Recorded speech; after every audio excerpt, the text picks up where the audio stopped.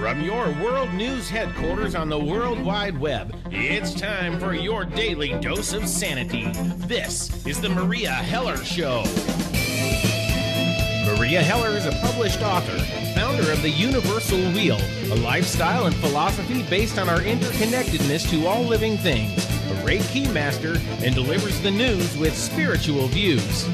How many intuitive news decoders, animal rights activists, and vegetarian broadcasters are there? Just one, Meria. Meria has provided independent news for a smart audience for over 13 years now on the Meria Heller Show, available at meria.net. MERIA.net. And now, here is your host, the mouth that roars, Meria Heller. Good morning, world. Meria here, alive and kicking. Welcome to the Meria Heller Show. I've got an excellent guest for you today, and I'm going to tell you, I promise you, a mind-blowing experience. That's all I can say. You know, my listeners, you guys know that I read loads of books all year long, but I will tell you this. This one is at the top of the list. This is not a maybe you should get the book. This is one you should get and tell all your friends about. So let me tell you about my guest. His name's Daniel Estulin. He's an award-winning investigative journalist. He's the best-selling author of The True Story of the Bilderberg Group, which has been published in 64 countries, translated into 41 languages. In a front-page article, Wall Street Italy called Estulin one of the few people who understands the current crisis. He's also authored 12 books, 5 of them international bestsellers. He's sold over 6 million copies worldwide. For my listeners who may be new to the show or not, go back in the archives to March 22nd, 2008 and hear the hour-long interview we did on the Bilderberg Group. I can tell you that Daniel's done the best work on the Bilderbergs of anybody out there. Today we're going to be talking about his new book, which totally blew my mind, and it takes a lot. Transevolution, The Coming Age of Human Deconstruction. So I'm very pleased to have Daniel back on the show. Good morning, Daniel. Good morning. Thank you so much for the invitation. It's a pleasure and honor to be back on your show after quite a few years. Yes, I can't believe. I said, let me go look and see when Daniel was last on the show. And I saw 2008, and I said, oh, my God, where did the time go? Yeah, I've done a few things since then. Yeah, exactly. Now, don't you also have a movie out or just about ready to be released? We are in the post-production stage. It's taken a bit longer than we had, hoped, but it should be coming out in time for the festival season or in the summer. Oh, great! It's the my version of the True Story of the Bilderberg Group, a documentary, and it's going to be a worldwide release in the United States and other countries across the world. Great. Well, make sure I get a copy so I can get you back on the show before another 6 years passes, so we can help promote the movie too.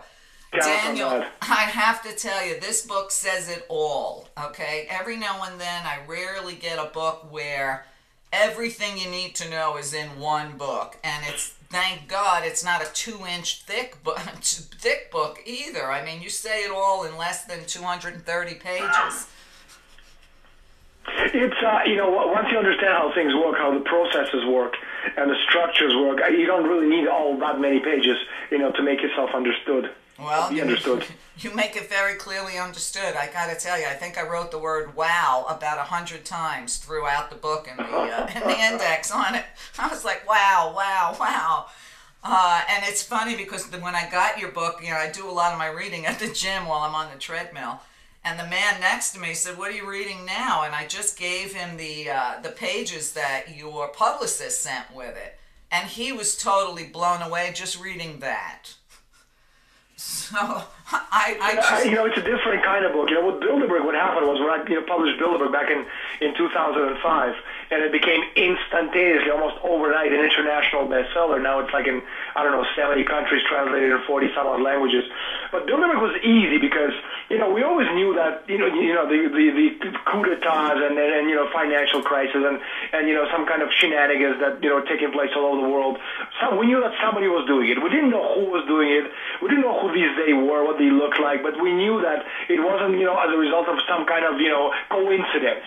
But, when I published Bilderberg, I explained who these they were, what they looked like, the deeds, their, actions, the documents, the photographs, the Bilderberg reports, etc. And suddenly when you finish the book, you said to yourself, so these are the bad guys. But with this book, Transevolution, because we're dealing with the future, even though it's a very near future, we're extrapolating our knowledge, from what we know into some of these unknown areas.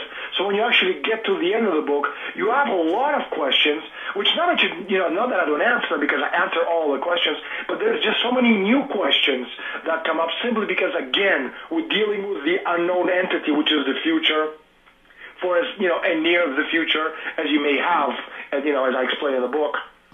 Absolutely, and I'm sure it was synchronistic that I got a movie last week to watch, Total Recall, the new one with Colin Farrell, and I had just finished reading your book, and I sat down to relax and watch a movie, and I was like, oh my God, this movie is all about Daniel's book.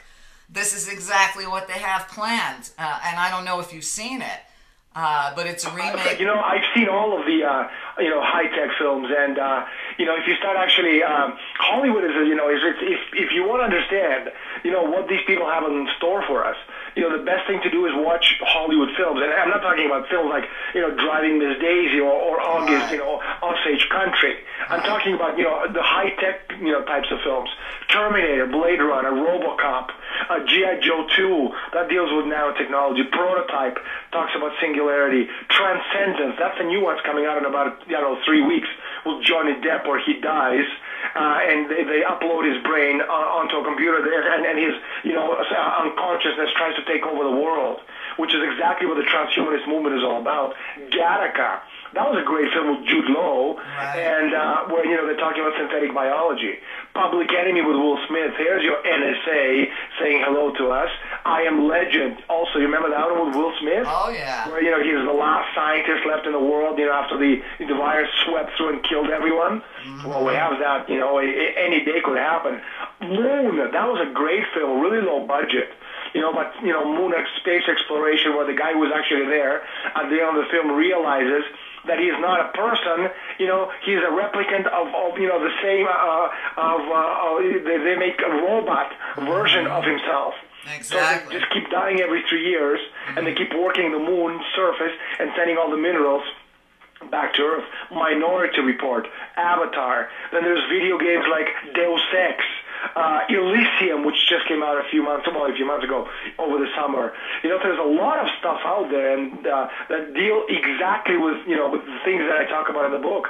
The new series on Fox, Almost Human, where one of the main characters is a cyborg cop. So yes, high tech and Hollywood are synonymous, and what you see in these films is exactly what they want you to see, because again, we're dealing with the near future, so they're preparing the terrain, so when these things actually begin to take shape in our society, people will not be shocked by what they see around them. Exactly, and of course they glorify all of this transhumanism and the thought that, we could all live forever.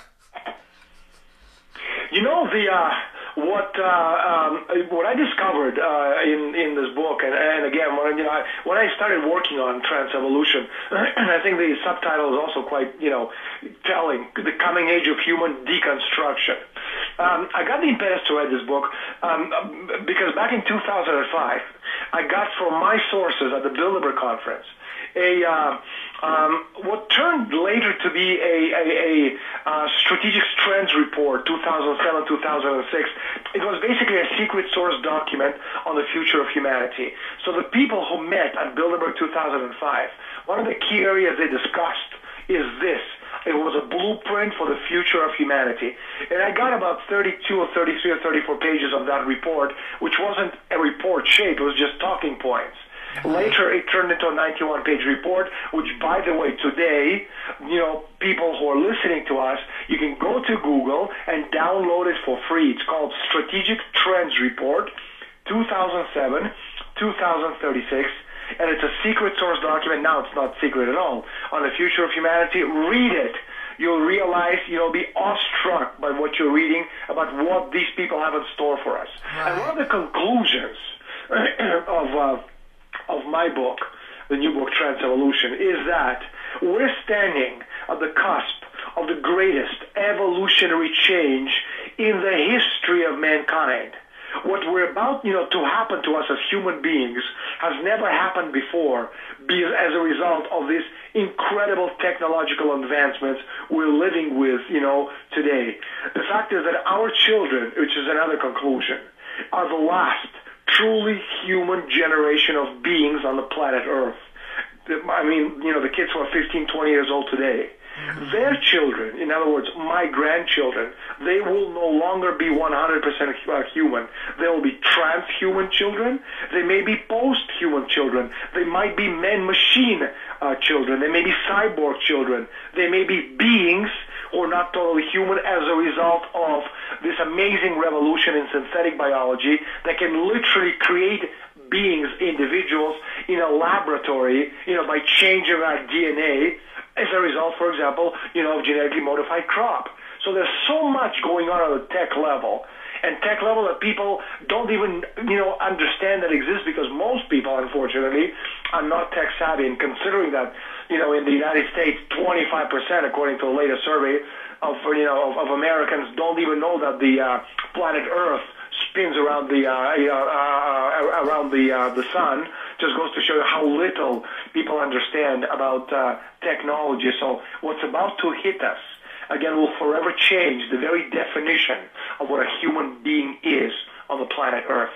Right, and that's pretty damn scary. All I thought about were all these other civilizations like Atlantis that messed around with things they shouldn't have been messing around with and then just blew themselves to hell. I wanted to ask you, what's the name of that report again for people to Google? Strategic Trends Report. Actually several reports. One is called Strategic Trends Report 2007-2036. Now there's the updated version, which is 2010-2040. Just Google it and you can get it offline for free. There are other reports. One is called The Age of Transition. The other one is called NBIC Report. It's about a 600-page report. But Strategic Trends is easy because it's 91 pages. It's very easy to understand. But again, some of the things that they talk about, and again, when I say they, keep in mind that at 2005, after the Bilderberg meeting ended, the most important members of the inner circle of the Bilderberger elite, they went to a castle on the outskirts of Munich, where they met over 2.5 days at the end of the Bilderberg conference. And from this meeting came out later this report, Strategic Trends Report. And what they're talking about is terrifying. They're saying, for example, that between now and 2036, world's population will go from 7 to 10 billion people. They're saying that by 2036, that's in 20 years, 2/3 of the world's population will be living in areas of water stress. The lack of food, water, medicine, proper hygiene, education, and basic human necessities spells collapse.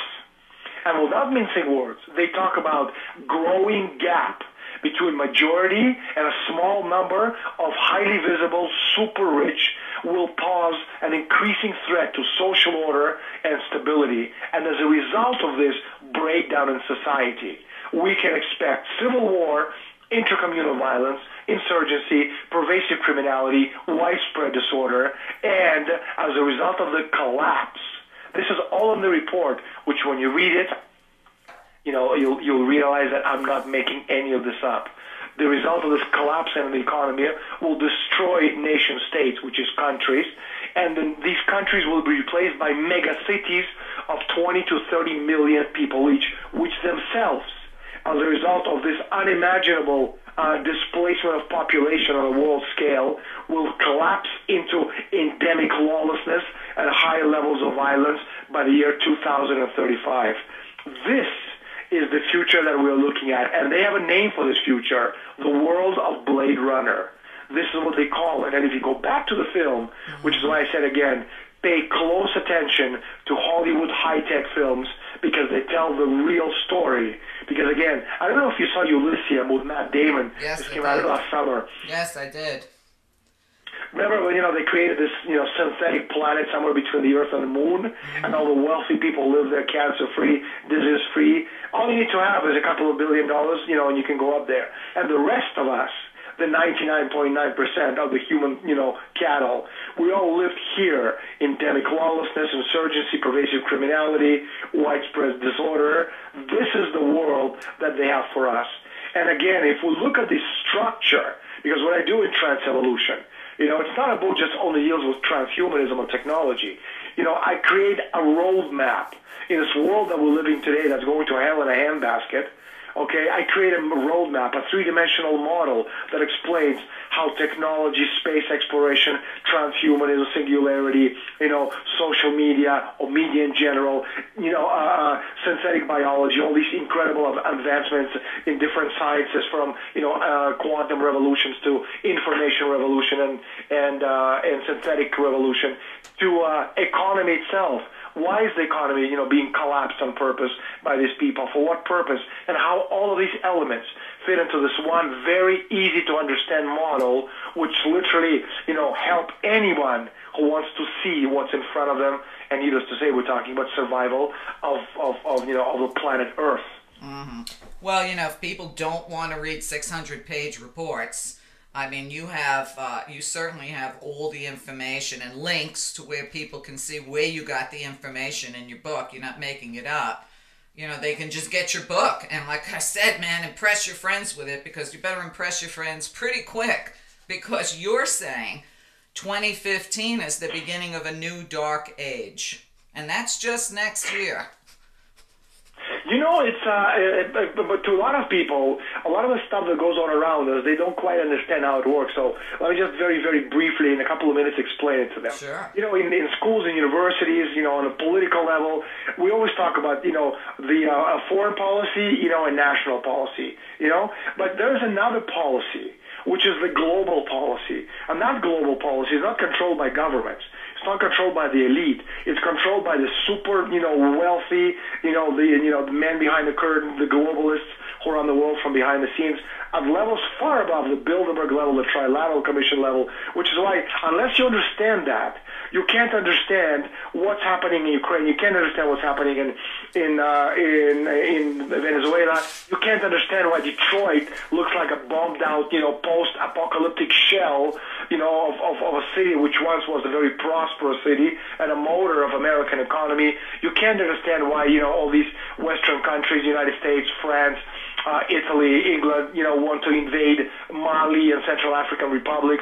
But to understand how all this stuff works today in what's going on around us, you have to understand it's not about, foreign or national policies. It's about a global policy controlled by elements far above government level. So what they're doing right now is, on the one hand, and I explained this in the first chapter, as you said, you don't need to read 600-page report. My book is like 200 pages. It's what they're doing right now is they're destroying the world economy on purpose on the one hand, okay, deindustrializing the world, terms like zero growth, for example, which we see a lot of, okay? And the reason they're doing this on the one hand is because progress and development is directly proportional to population density. So we have technology, if we have progress, if we have development, 7 billion is going to go to 10 billion. And 10 billion means more mouths to feed, and because we're living on a small planet with limited natural resources, ever-growing population base, and, less and less water, if for the Rockefellers of this world, it is just a metaphor for powerful people, okay? For them to eat, most of us have to die. But killing us is expensive with bullets, because we're going to figure it out sooner or later. So if you could destroy the economy, what you're doing is you're forcing the collapse in population base, because if there's no progress, no technology, there's no way we can give support to such an incredible population base. And people may ask a very logical question: why would the elite want to destroy the economy when they destroy the economy? They don't make any money in a capitalist system. They don't need to make more money than they have all the money in the world. They already control 90% of the planet Earth. What they need to do is to make sure that they survive in this world economic collapse. And for them to survive, we need to disappear. So that's on the one hand. But on the other hand, while they're deindustrializing the world, while in the United States, Obama is destroying NASA, on the world stage, the elite are using the gazillions of dollars in wealth that they have, to create this incredible technology so far out there, is so removed from anything that we even understand, that, this divide between 0.01% and 99.99% is greater than ever. And so while they're sending us to hell, they're getting ready, to conquer the galaxies. And that's what we're looking at right now. And as the report said, you're going to have a growing, majority of hungry citizens and a very small super rich who will need maximum protection from the 99.9% of the population. And there's not enough guns in the world, when you have 7 billion people going after you. So you really do need super high tech in order, on the one hand, to protect yourself from us, and on the other hand, to separate them from us even more than we already separated, on the global scale. Well, you look at all these private companies and the fact that, we're all looking at Mars and this and that, and I think about a lot of these movies. I think it was, I'm trying to think of the name of, I think it might have been either 2012 or one of those movies where they show the rich making these giant arcs to save themselves when they destroy the rest of the world. Do you think that a lot of this Mars mission, etc., is them actually playing Superman, trying to flee the planet while they can? It's an excellent question. I always ask myself these kinds of questions. This is what I mean when I said, when you read the book, when you finish it, you have these kinds of questions. Right. 2012 was a stupid film, but that was the only scene that I really liked in that film. When you have these, gazillionaires getting on these arcs after paying $1 billion each to save themselves from, the collapse of the entire society. And so even though space exploration is an amazing thing, and you have, for example, you have Mars One, which is a Dutch private corporation, which is getting, ready to send 4 astronauts on a one-way journey to Mars, an experimental colony by the year 2018. But in one direction, only there. They're not coming back. They're going to get there, they're going to colonize it, and then they're going to die there, because these are the real space explorers and pioneers. And then the Russians and the European Space Agency are getting ready to do the same thing by 2023.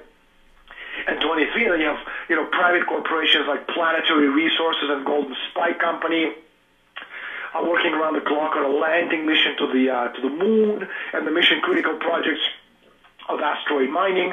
But my question is, as your question is, what's going to happen? So these people are going to go to Mars, and everybody's going to take pictures of them, and the media is going to be there, and they're going to go and never come back. But does that mean that, well, in another part of the world where there is no cameras, the rich and the super rich are also getting ready to do the same thing? And if they are getting ready to do the same thing, what is it that they know that we don't? Nuclear wars, nano wars, bacteriological wars? I mean, they would know they're organizing these operations above, over and above societal levels. And if you read the Strategic Trends report, their intentions are clear. By the year 2015, we are going to power ships that go in significant numbers with people in them to Mars. That's like a generation and a bit from now. We're going to have people going to Mars the same way people take a bus or train, from one part of New York to another. Right. So they'll ruin another planet. That's what I say. They'll just go there to ruin another planet. And too bad we can't send all of our world leaders on a one-way trip. The thing about space exploration, when I was with Castro back in 2010, I asked him, I said, Comandante, how do you understand immortality? And he started talking about Karl Marx, and they kind of stopped because he looked at me and he saw me, looking kind of funny, right? And he said, well, how do you see it? And I said to him, a lot of people, think that immortality is when someone crosses himself 30 times a day, and when you die, your soul goes to heaven. I said, maybe that's the case. I don't know. No one has ever come back and told me that's the way it's done. But I think immortality is the obligation of the human race to assure the survival of our species and to survive as a species. Because, what's going to happen 50 years from now? How about 100 years from now? What about 1,000? What about 10,000? They're simply going to get to a point where we're not going to have enough resources. So it's our calling as human beings, with our divine spark of reason, to conquer the moon, to go to Mars, to conquer the galaxies. Because, if you want to talk about natural resources, there's no better place than space. For example, Moon harbors very important reserves of helium-3, which is a very rare isotope on Earth, and it's the ideal element to realize nuclear fusion. You know, it's a kind of source of energy which is abundant in much of the solar system, you know, and especially on the Moon because it's closest to us. There's enough, in fact, fuel on the Moon, just on the surface of helium-3, to meet the present energy needs of the entire planet Earth for the next 2,000 years.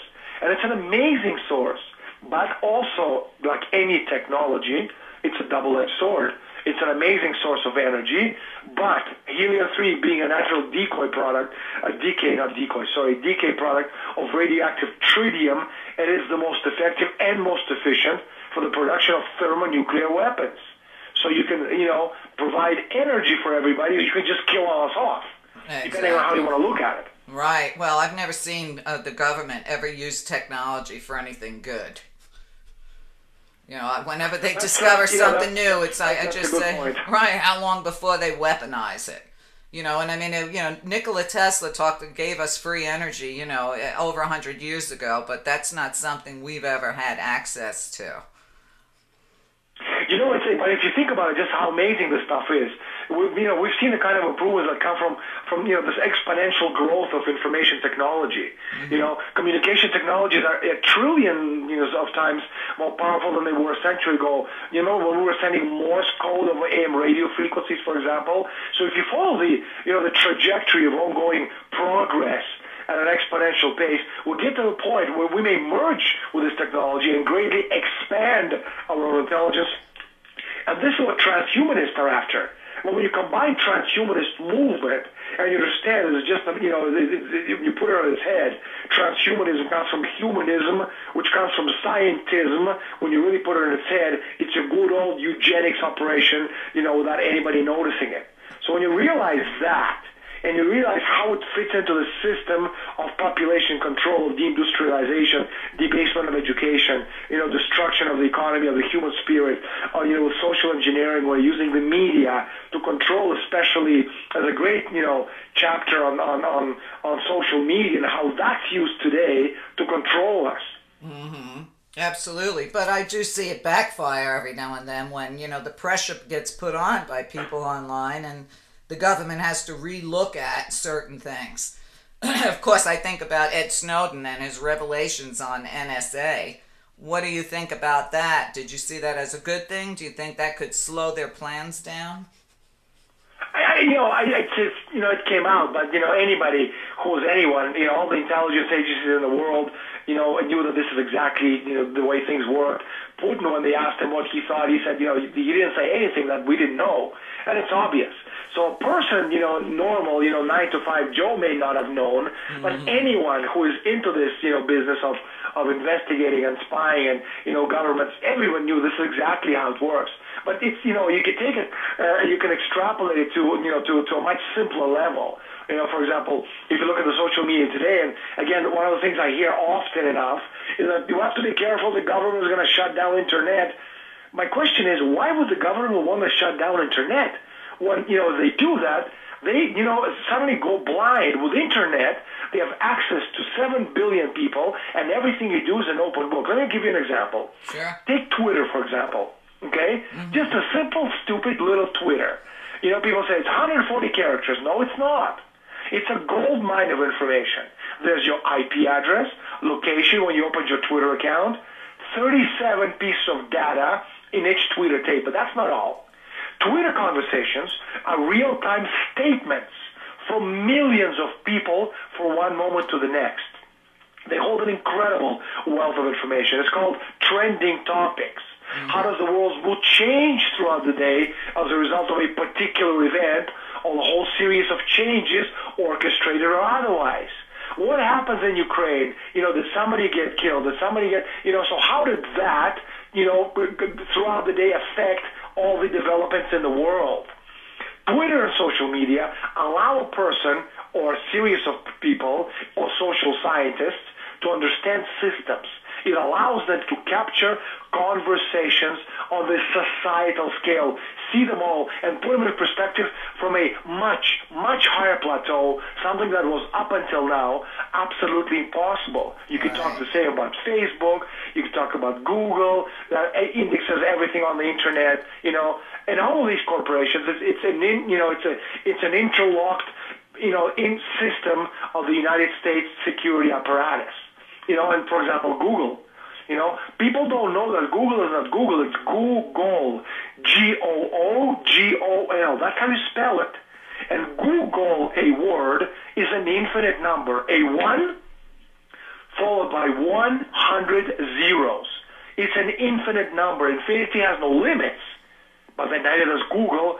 Or do people really think that the owners of the company simply pulled this cute little number out of the hat?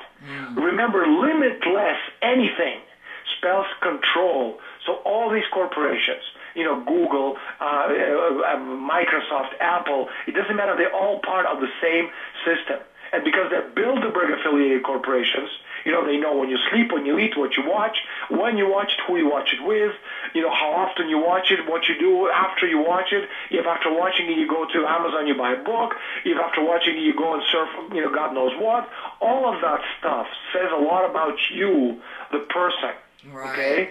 And this is the kind of stuff that's out there. And if you remember way back when, spies had to place a bug in your chandelier to hear your conversations.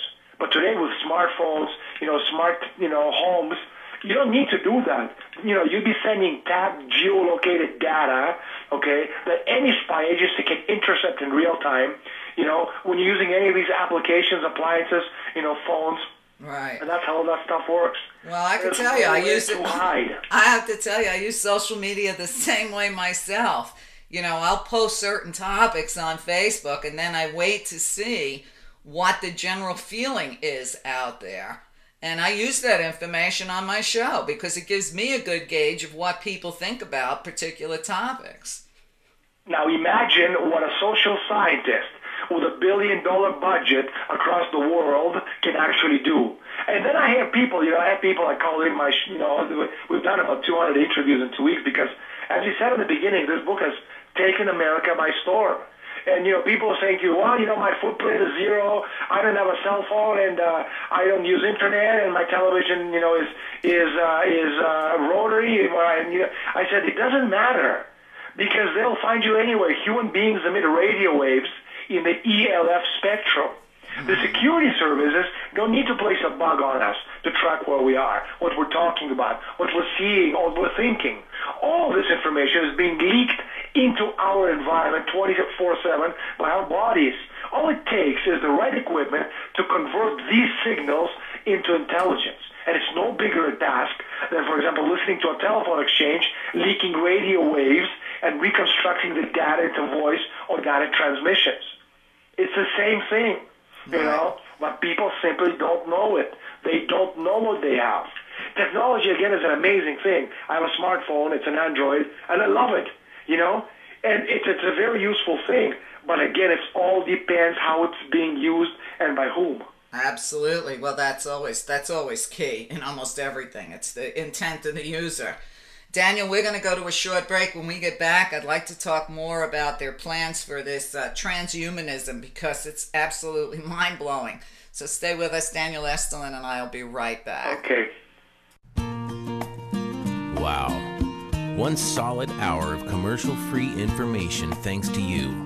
The person who wants truth has the integrity and understanding to support it with your donation and subscription. Meria believes people can handle the truth and delivers it tirelessly with those with ears to listen. 14 years on the net. Won't you take a moment right now to commit to a subscription of your choice at www.meria.net. That's MERIA.net. Over 1,100 hours of pure education all in one place, 24/7 and all downloadable. Knowledge is power. Sharing that knowledge is wisdom. Together we can change the world and create real hope. Now let's get back to the Meria Heller Show.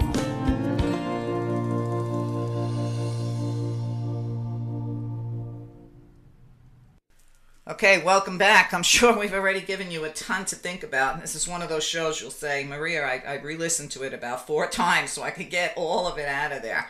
Get over and check out Daniel's work at danielestulin.com. There's a live link right here. Check through it. His other book that I highly recommend, A True Story of the Bilderberg Group. This one I can't say enough about, Transevolution, The Coming Age of Human Deconstruction. Daniel, welcome back. Thank you so much. One thing that I've been telling people for many years, and of course they said I'm a conspiracy freak, I'm crazy, you know, the usual. I said the only thing I trust our governments to do is kill us all. And when I look at everything from genetically modified food to the chemtrail spraying in the sky to the, you know, radioactivity from Fukushima, the, you know, constant oil leaks, etc., it just seems like I'm right. I didn't know how right I was until I read your whole book, okay? Genetically modified food, I tell people I honestly believe, and now I have some proof in my hand, that it's deliberate to cause us to become sterile. And you look at how much the male testosterone, especially in America, has dropped, the amount of less births, women having more and more problems having, you know, children. You look at supposedly the children's learning disorders from the genetically modified food and vaccines. Do you see all of this as part of their evil plan, their Agenda 21? It's, you know, it's all part of what we talked about before, the global, global control. You have the global policy. You know, you have foreign policy, you have national policy, and you have a global policy. And needless to say, reducing population is a very important element for these people. And one of the ways they're doing it is through synthetic biology. Now, I explained in the book that one of the biggest breakthroughs in recent history is scientists have created a synthetic genome that can replicate. And what they've done is they've taken a cell and modified the genes of a cell by inserting DNA from another organism. And the bacteria replicated itself, thus creating a second generation of the synthetic DNA. And so basically the organism will do exactly what the scientists intended it to do. A living thing, but under the control of man. And what basically has happened, okay, is that, the cell was assembled and sparked into life in a laboratory. So this technology has taken us across a threshold. It's a turning point, that marked a coming age of a new science called synthetic biology, founded in the ambition that one day, very, very soon, maybe within the next year and a half, we'll be able to design and manufacture a being in a laboratory. I didn't say a human being. I said a being because you could literally, with this tech, modify a DNA using genetically modified crop and create a being that never existed before. And if you want an example of how this kind of technology could work, take a child, for example. Mm-hmm. Not only will the parents have the opportunity to genetically select, or I should say elect, their children, literally building their characteristics like Lego, block by block. And in the process, creating a new breed of children, of disease, high level of IQ, freckles, anything you want. Okay? Not to mention mixing in other people's DNA with the couples to literally produce a new breed of humans based on the intervention of 3 different, individuals minimum. Okay? So the question is, are they still our children? Are they still children? Are they beings? Or are they human beings? But there's a darker side to this. Parents who misbehave, criminals, dissidents, people like you and I who think differently from the official party line of one world state, could have their children's DNAs altered during pregnancy as punishment for their non-obedience. Mm-hmm. And what's more, by altering the DNA, the private corporations and governments can create a society without memory. People whose life's experiences are stored on a memory drive running on a 1-week cycle through modified DNA over and over and over and over again. So just think of that. Your memory is as long as 1 week, and then you go back to zero. Back to zero. So you don't need history, you don't need science, you don't need photographs, you don't need anything. Okay? It's a society created to be controlled by the super elite. So again, you have foreign policy, you have national policy, okay, and you have the global policy. And until you understand how the global policy of the super elite work, you will never understand how the world around us works. Right. Well, that kind of reminds me of that movie AI, where they had the artificial child, David, that everybody was. Yeah, exactly. Yeah, very good. Exactly. And you know, when I look at those movies, I've always said if they've done a movie about it, that means they're either already doing it or they're going to be doing it. And I remember saying that when I saw Minority Report, and right after that was when John Ashcroft made Minority Report real in the United States, when he started sweeping up the Muslims. Well, you know, do you remember in Minority Report, Tom Cruise's character, John Anderton? Yeah. You know, when he's lying in a tub after he had his radical surgery to replace his eyes, so that he can get past security system that scan his retina. Do you remember that? Yes, I do. And he's lying in his tub, you know, recovering from this black market procedure with, you know, this rag on his, you know, on his face. These tiny little robots sneak into the room and scan his eyes, trying to track down the future crime officer. Now, the ability to scan retina to identify people, you know, may seem like it's out of, you know, science fiction film, but outside of the use of the spider-like drone bots, this is very much present and very much near future terms. When I say near future, a couple of years from now. You know, engineers at Southern Methodist University are working closely with DARPA to develop a new type of eye scanner that could identify a room full of people without their knowledge. Okay? And these systems already exist. And then, of course, you have Men in Black, Amnesia Beam, okay? Or it's called, you know, the real world, it's called, you know, ADS, Active Denial System. Okay, this kind of stuff exists and it is real. And if you want to go really way out there, again, we talked, you know, a few minutes ago about, you know, Fox's series Almost Human, you know, with a cyborg cop. Yeah, okay? I watched it. I found it quite boring, actually. I don't know if you saw that. I watched it. I couldn't get into it. You know, to me, it was very realistic, but it wasn't entertaining. I did see, and I don't know if you've seen the show Revolution. Which yes, I have. And you know, if you look at the Fox's Almost Human, it's scary because, you know, the principal basis of the film is neuroscience, right, which is the study of the nervous system. Well, they also want you to in chemistry. Right. They also want you to like medicine. You know, neuroscience now also includes the study of molecular, cellular, developmental, structural, functional, evolutionary, computational, and medical aspects of the nervous system. So what you have is, you know, from molecular to cellular studies of individual nerve cells to imaging of sensory and motor tasks in the brain, neuroscience has crossed the threshold of science and has become a key element of national security apparatus the world over.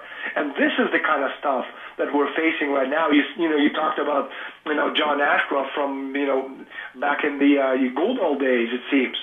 But people have to understand that these technologies are not being developed to help humanity. They're not being developed to stop the terrorists either, although, you know, the government is fond of telling us that they're there to protect us from the terrorists. The technologies being developed at this level are there to stop us, the people, and the laws, that's important, to justify these technologies were not written on a whim. They were specifically designed to give the government complete authority over the people during this chaos and confusion of the age we're living in right now, called the age of transition. Transition to a planetary civilization. And again, please download that report, Strategic Trends Report 2007-2036. Read it very carefully. You know, it's the backbone of my book. Not as far as the the book itself, but certainly the basis where the information came from, the impetus, the kernel of the initial information came from that report, and what we're seeing around us is exactly what these people were planning for us. 2005 Bilderberg, I'd say that we're at it, you know, back in the early 1990s. I'm sure. You know, the first report, which was a physical evidence of that this thing was coming to fruition, was put together at 2005 Bilderberg conference in Germany. Well, you know, now they have these new Google glasses that they're trying to sell people. They have a new pill that you can take up to 30 times a day to remember your passwords for all your gadgets. You can swallow a pill that will remember that. And when I look at these stories, I know the average person is saying, oh, this is great, it's going to make everything so easy for me. But they don't understand these are one step closer to making them a transhuman, some sort of hybrid. You know, there's so much stuff out there. You know, brain-machine interfaces, which will allow, control of machinery with your brain itself, implantable brain chips, which, will allow you to store information and enhance your cognitive functions. All this kind of stuff, cybernetic enhancement of human performance is absolutely inevitable. I'm not saying it's good or bad, okay? I'm not making these conclusions in my book. That's not what it's about, okay? I came to my book, as a disinterested reader in the sense that I wanted to see what's out there, put it together, create a model, and say to people, this is what it is, and this is my contribution to the world. But, the fact that you have the mass media, social media, and everybody else out there, they're going to make you believe, as you well know, trending topics, that it's cool to be walking around, like a cyborg, Blade Runner legs, like Oscar Pistorius. It's cool to have a bionic eye. It's cool to have all these, enhancements, which a lot of us already do because people, who had a heart attack, they have a heart replacement surgery, other organs, hand, leg. There's so much stuff out there. But one thing is because you need it. Another thing is because they're going to actually want you to exchange your perfectly functional body parts for upgraded applications because augmentation will be a huge business for these corporations. And if people don't believe me, there's a great video game. I don't play video games, but check it out. It's called Deus Ex, Deus X, second word, EX. Check this game out. Go to YouTube and just type in Deus Ex and see all the videos that they put out promoting it. It's incredible stuff. It's really eye-opening.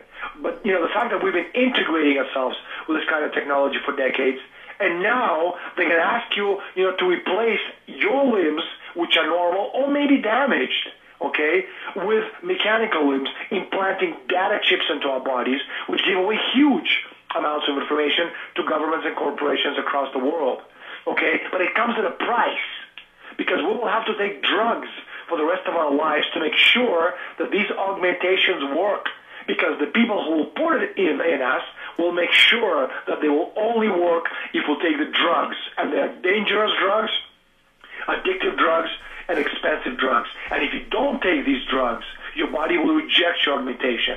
And the elite will have their technology in us. They will have the power to turn off our limbs, the potential to turn off our eyes, to send messages to our brain and control our very thoughts as if they have the power of God. And the technology doesn't end there. Intel, for example, is working on sensors that will be implanted in the brain that will be able to directly control computers and cell phones. Now imagine, if you can download, a 500-page book and read it in, 1/10 of 1 second. How many books you can read in one day? Imagine you can actually download everything that's on Google onto your computer the same way you would download it, with an external drive. How would that change the world around us? But what they're actually talking about, again, this concept of transhumanism, singularity, a hive mind mentality, it all goes, to the same things which have been out there for years, which is Aldous Huxley's wet dream of scientific dictatorship without tears. Soma personified. The future is now. Right, the quiet war, as you call it in your book, the quiet war. But I thought about, like you said, you do have a lot of questions when you read the book. And one of the questions I thought about when you talk about actually putting human minds into holographic bodies or, downloading our consciousness into a fake body, a copy. And of course, on a spiritual level, I said, well, isn't our soul, already occupying an avatar just in the human body? And if they do this or create false life, which I'm going to call it false life, is there a soul attached to that? I mean, my mind went crazy with posturing after I read this book. It's these people are absolutely convinced that today they're the gods.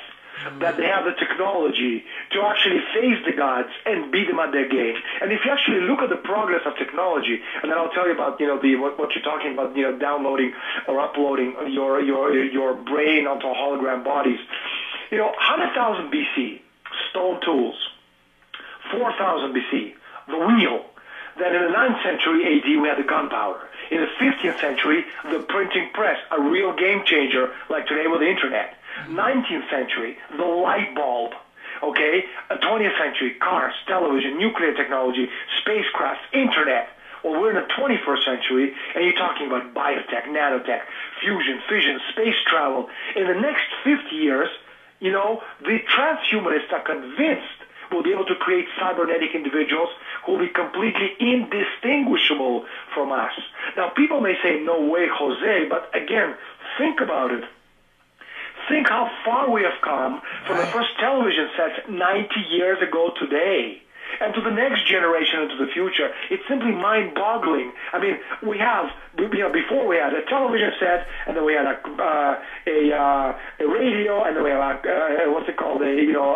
VHS video player, and we had a clock, and we had all these different gadgets. But, today you have everything possible on one smartphone. The single-use technological applications don't exist anymore. So with these scientists, who are, part of the transhumanist movement, I'll give you a name, Ray Kurzweil, one of the greatest inventors of the 20th century, the head of Google technology, and a poster boy for the transhumanist movement, people like him, Michio Kaku, Jason Silva, these people are convinced that by 2035, that's like 20 years from now. And if you think 20 years from now, think back to when the Soviet Union fell apart back in 1991. Right. Well, that's like more than 20 years from now, 20 years ago. So 20 years from now, by 2035, the scientists, and again, these are world-renowned scientists, astrophysicists, nuclear physicists, people with Nobel Prizes, they're convinced that the first successful attempt to transfer one's personality to an avatar will take place. And they call this epoch of cybernetic immortality, the era of neo-humanity. And what they want to do is they want to incrementally move the human brain or mind into more disembodied futuristic vehicles. First, a humanoid robot controlled entirely by a human brain via brain-machine interface. Then a conscious human brain transplanted into a humanoid robot. Then consciousness itself uploaded to a computer. And finally, a hologram that contains a full conscious human mind. And now, this may seem futuristic, but all you need to do is just go and Google Russia 2045 movement. These people are creating a new vector for civilization aimed at literally, again, creating, this new ideal of what a human being will be, the redefinition of the world, people for the planet Earth. I know. When I read that, I said, oh my God, I hope I'm dead first. I don't want my consciousness trapped on this planet forever. I want to be able to take it with me when I go. Daniel, I have to tell you, we could talk for hours and hours to come, but we only have 2 minutes left. What do you suggest? What do you have a suggestion for people listening to this show? I think it's important to understand that such a thing as immortality exists. Okay, but not in a way that these people understand it. What is the meaning of life? What does it mean, to be a human being and then live and die? It's the idea of passing off the baton, to the next generation. Okay, because life is the power of the universe, and the only thing greater than life is the power of the human mind. So, each generation of humanity should be an improvement over the preceding generation in terms of power, understanding, and culture. Because then we, the people, mankind, there's a sense of dynamic, moving forward from generation to generation.